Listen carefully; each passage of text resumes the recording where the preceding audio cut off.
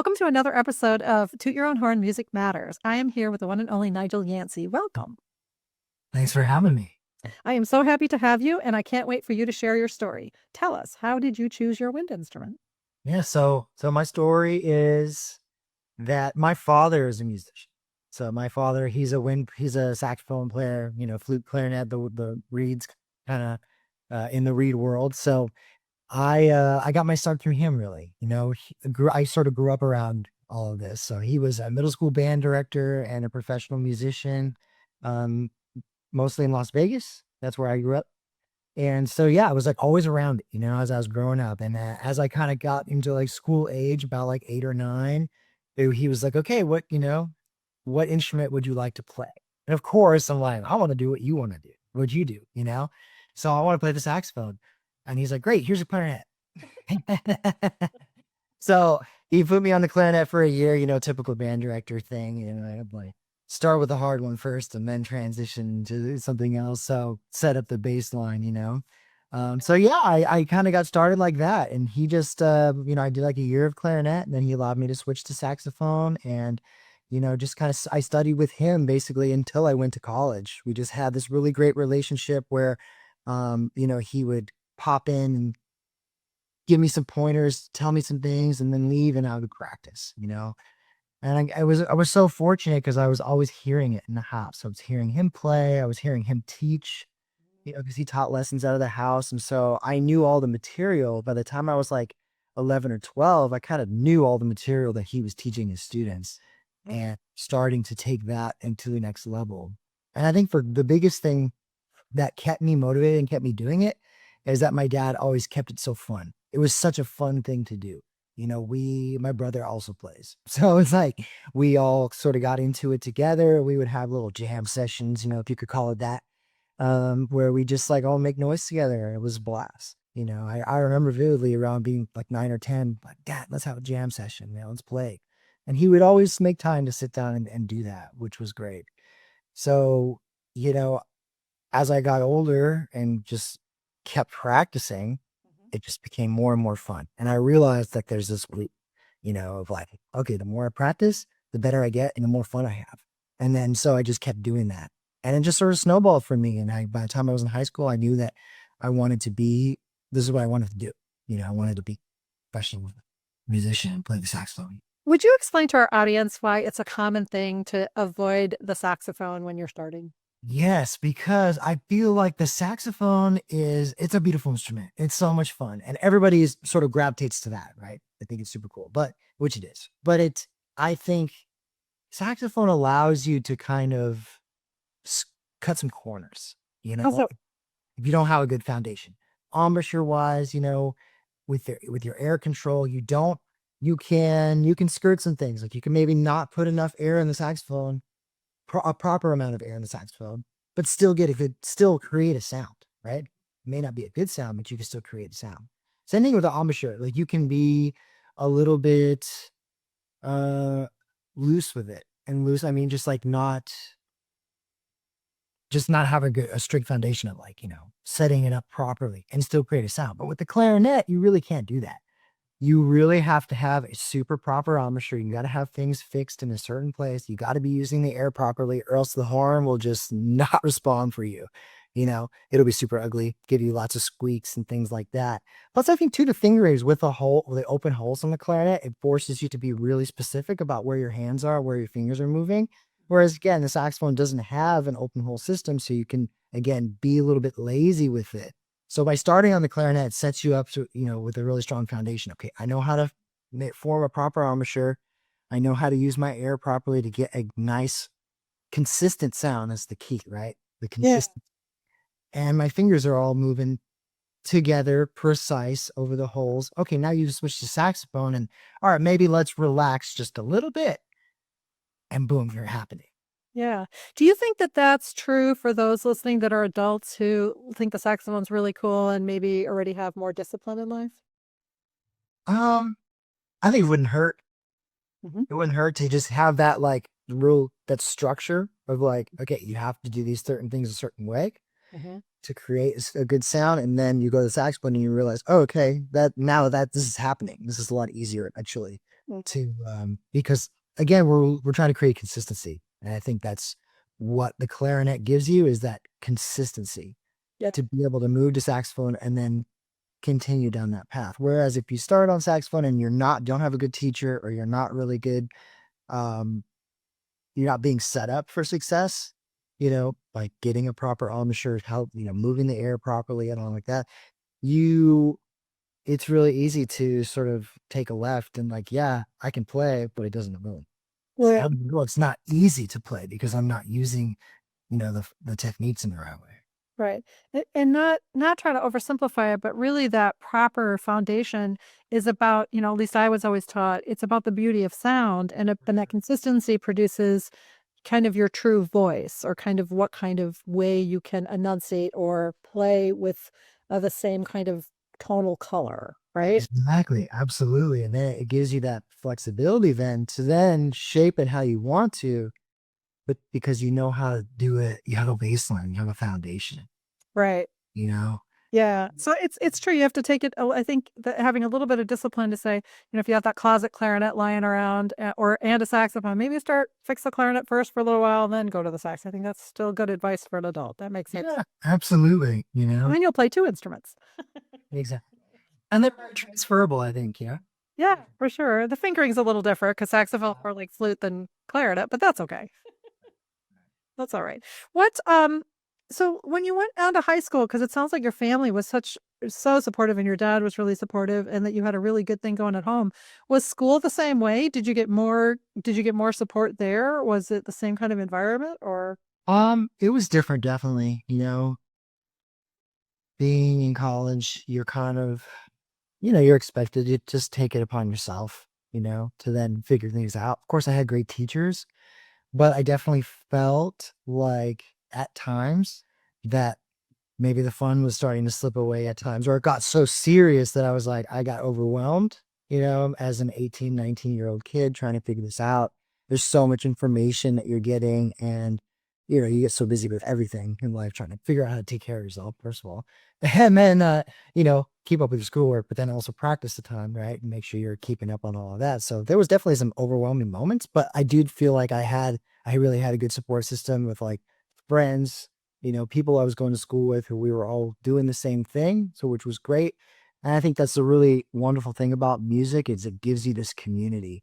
And I think that's been the most important thing about me and my musical journey is like the different communities of people that I've met along the way have supported me in different ways, helped me to grow musically, personally, and keep me going, Mhm. so And and yet, I was, and what's really interesting about that is that it's not a universal thing. There's a lot of great music communities, but because music is so competitive, there's also this kind of like zero-sum game. Do you ever sure. feel that? Like, how do those 2 things stand together? Like, how does that work? Yeah, that's challenging. In school, I didn't really feel that because we were all just figuring it out. Nobody was working at that time. Mhm, Nobody really had any gigs. Like, sure, we played gigs. We were in bands and stuff, but we were playing for like sandwiches and beer and stuff like that.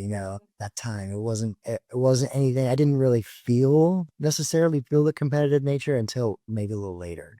mhm.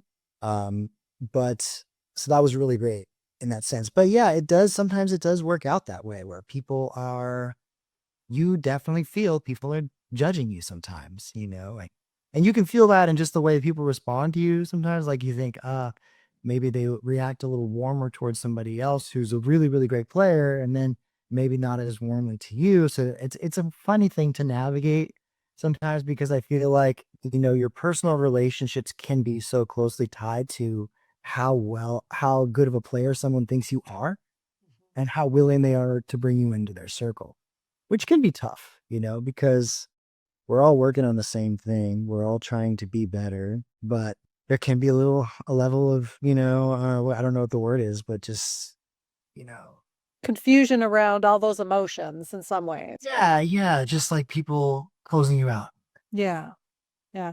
Do you think that one of the reasons that happens, because I think that sometimes adults are, they look at musicians or adults who are like, that are not in the music realm, there might be a lawyer or accountant or something they don't have that emotional component necessarily. They have relationships and work, but they don't have that emotional piece that's always part of the way that they do their business, right? Because that's part of music. You have to be really tapped into your feelers so you can express what's on the page and you can be very present, right?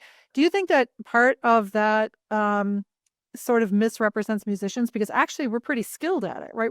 Our radar is so highly tuned in to knowing how people are feeling, that maybe we are taken the wrong way or see things maybe a little too intensely. Ever you think that ever? Yeah, sure, absolutely. Yeah, yeah. You start to project a little bit, or like you said, your emotional sense is so heightened that you kind of maybe you might read something the wrong way. Maybe you don't. I don't know. It's just, but yes, for sure. I think another big thing too that a lot of us have to work through and find um peace with is like your musical ability doesn't define who you are. Right. And so often I think that can be the case for, especially as you're figuring it out, you just feel so tied to this thing. It's such a big part of you because you spend so much time and energy and emotional energy working on this stuff that it does feel very personal, you know? But yeah, I think to realize that, okay, my abilities on the horn are not who I am. It's just a part of what I do. Mhm.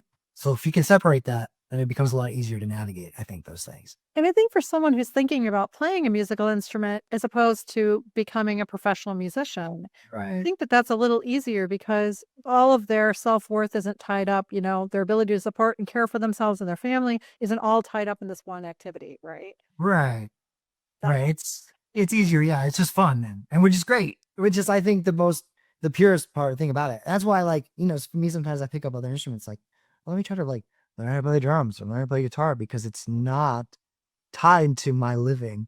So it's like, wow, this is really fun. Oh, and it sort of sparks that in again with my other missions, with saxophone and flute and all that stuff. Mhm. So, but I think the main point is that it is super fun, and that's why all of us do what we do. We don't get into the music business to make a ton of money. Maybe some people think that, and a very few people do, and it's amazing. You can't, but it's mostly just because it's fun. And then all the stuff that happens to you in your career, all the positive things that happen are just a byproduct of that. Yeah. All the traveling that you get to do and seeing the world, like playing cool gigs with great artists and stuff. That's just a byproduct of the time you spend because you love what you do. Mhm.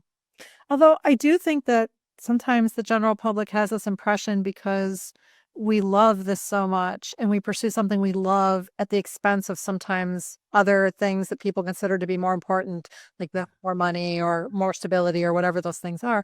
And I think that they sometimes miss how hard it is. I mean, it takes incredible discipline, and it's definitely a journey of self-discovery, but it's also a journey of really like being very entrepreneurial. It's all in the unknown. Like it's all very much, take out your machete and try to find your way. Absolutely. And they don't teach you any of that in music school. That's stuff you got to figure out on your own as you go through. Yeah. And it is, yeah, people don't really fully understand, I think, not only the amount of time and work that you put into getting where you are, but the continued work you have to put in to stay where you are. Yes.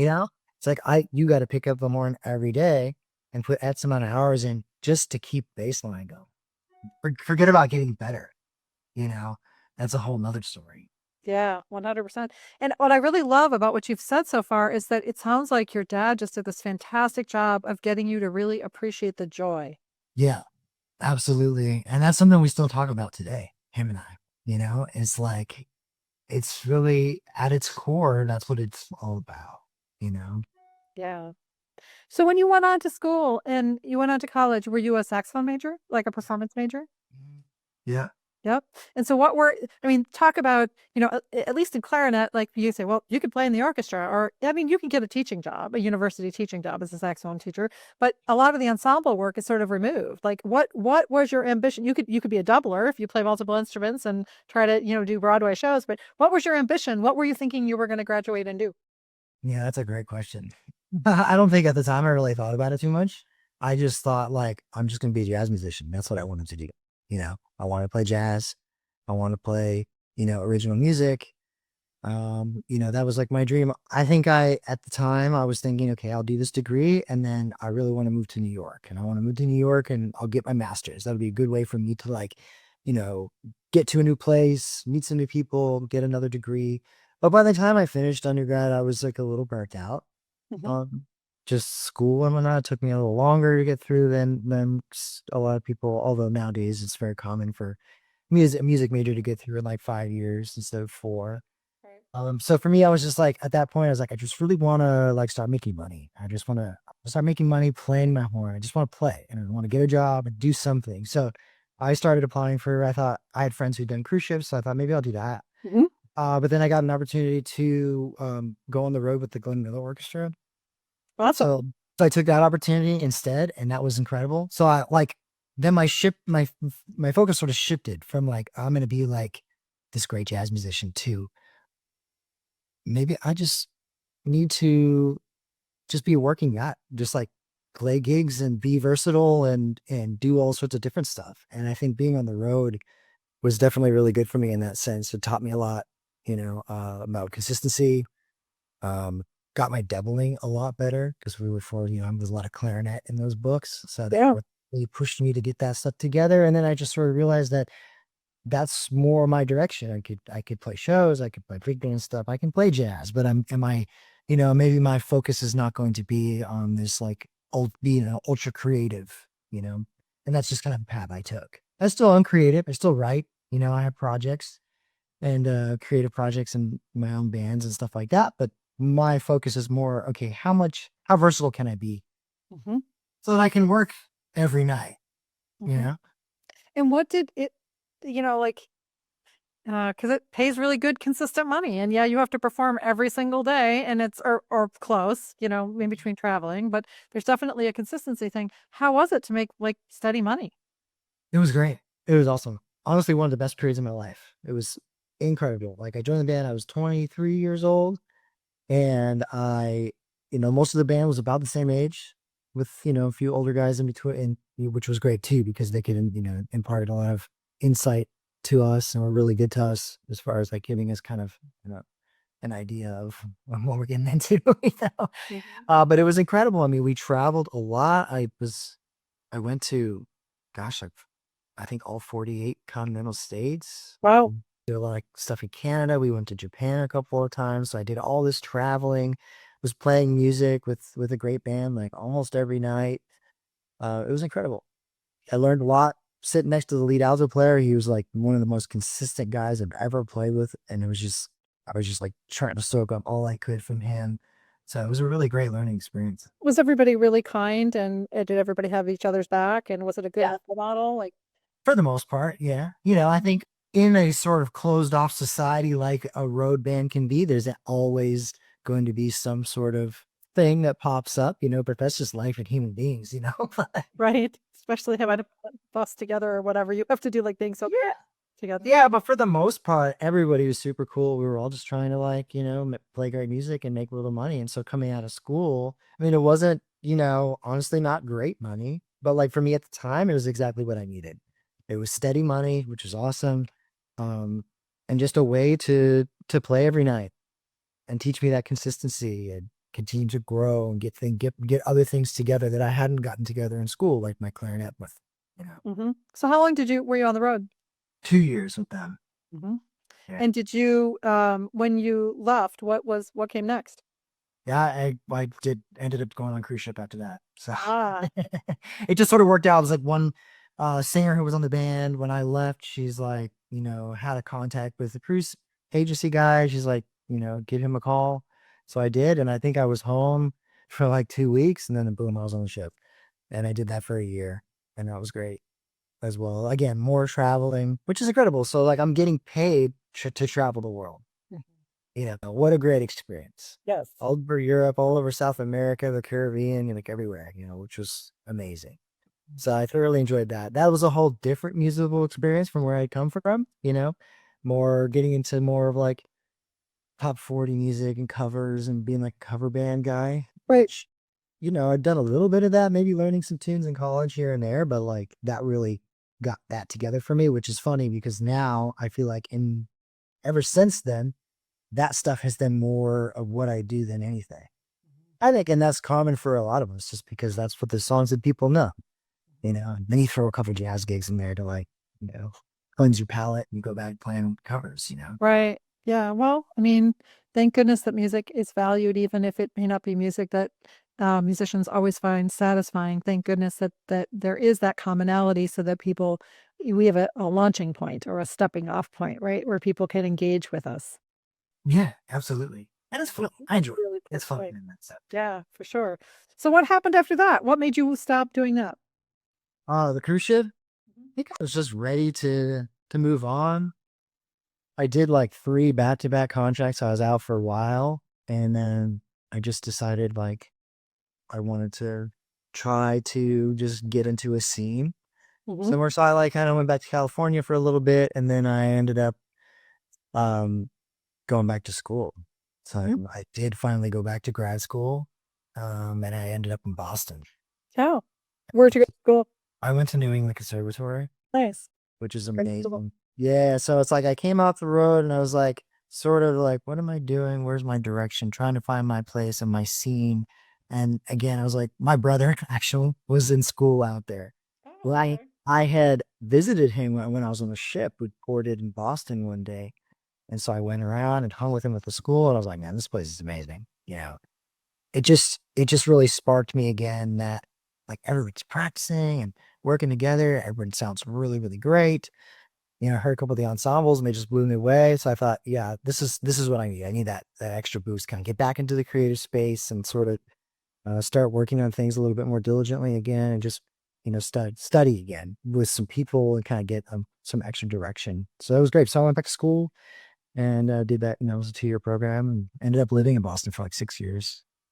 And Boston's a great town. it was super fun. Yeah, I had a great time there. School was amazing. Studied with like really some of my idols, some of my heroes that I've been listening to on records for years, which was really cool. And yeah, and the scene was really good to me out there. And that's when I guess probably the first time in my life I'd really kind of sunk into like a scene of musicians in a city, and started doing all sorts of work there. You know, Mhm. big band stuff and musical theater and jazz gigs and all sorts of different things. So, are you still? Where do you live? Are you still there? I'm not there anymore. No, I'm in Atlanta, Georgia now. Mhm. Been here about 4 years. And did you come from Boston to Atlanta? Yeah, yeah. I met my wife in Boston, and then she got a job down here, so we decided to move down here. Is she a musician? She's not, no. Ah, what is her profession? So she is a health and wellness coach. Oh, lovely. She's in the health and nutrition space, but before that, she was like a professor, college professor, teaching the Russian language. Oh, Yeah, she's a linguist, and yeah, so she got a job down here, and we relocated, and Atlanta's been very good to us. Thus, how's the Atlanta music scene? great. Honestly, really, really great. Uh, yeah, so many great players here. There's like a healthy scene of like there's different sessions happening, which is really cool. Lots of work to go around. The entertainment, the movie industry is sort of moving here. There's more stuff building in that space. Guys are getting gigs to like play in TV shows or movies and things like that. So Mhm. it's great. But what's the best, I think, is that everyone I've met is super cool. Everyone is cool, down to play, and they're all really great players. And just kind of there's a lot of sharing and caring that goes along, which is cool. Oh, that's really nice. So, do you primarily make your profession playing gigs and Yep, weapons, and that's what you're doing? that's what I'm doing. Yeah, I used to teach a lot too, but that has slowed down for me, kind of on purpose. I'm just like looking to move into a different space. But yeah, lots That's of helpful. lots of That's gigs. that's really really cool.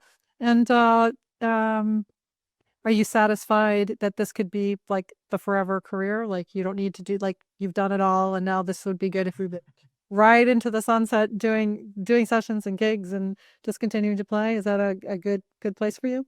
I don't think so, no. I think as musicians, we're always looking for something else to sort of supplement what we do, because no, nothing is forever. No gig is forever. Especially as we get older, I think things change, and like right now I'm doing a lot of this like corporate wedding work, and you know, I'm 37, maybe in like 25 years, that might look different for me, Right. you know, because unfortunately the music business there is an element of that, how do you look type of a thing, especially in that kind of space. But I think just overall, I mean, we're just always, I mean, over my career thus far, from my early 20s to now, it has shifted quite a bit. And so I'm sure it will continue to change. So I'm always looking for something new to do. I've actually been uh, dabbling in like repair, Mhm. instrument repair, which has been really great. Took one of your courses, which was super fun.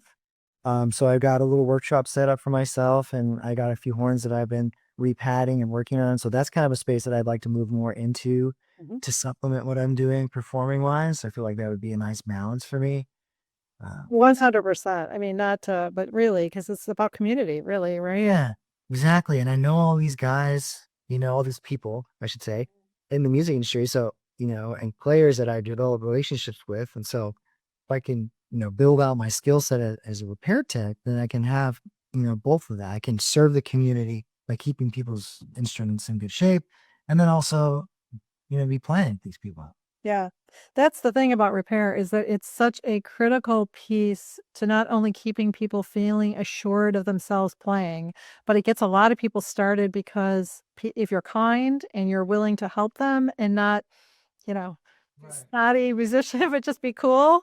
They really appreciate it because, music, when you start a music, it's such a fleeting thing. Like if your dad hadn't been very nice, or he hadn't been a musician, or your band director had been mean to you, or the repair guy was mean to you, or whatever it is, like it's enough to make you go, oh, I don't want to do this. Exactly. Or your horn doesn't work. I mean, how many times have we seen that through our careers? Like where I'm teaching lesson and the instrument's just not working for the kid? And some of them persevere but most of them don't because it's hard. It's hard enough to get started and to play, to like keep that, to build the consistency and have the love for it and the curiosity to figure it out and stick with it. But if you have that barrier where your instrument doesn't work, it makes it that much harder and much easier for them to quit. So that's another space I see for myself, and maybe I will eventually lead me back into teaching and helping young people by being able to fix their instruments and keep them in good shape to eliminate that barrier. Well, there's so many ways to teach. I mean, people have always said when they come to our shop and, I help them find a clarinet, they're like, well, do you teach? I'm like, I think I just taught you something. I think that's what I just did. Right? I mean, there's many ways to teach, right? Teaching doesn't have to be in a box, just teaching them how to tap their foot and play a piece of music. It can be teaching them how to become more sensitive to their instrument so that they can play better, or being more sensitive to what they need to maintain, or helping them understand equipment and the relationship they need to have with it so they can play better, right? Right.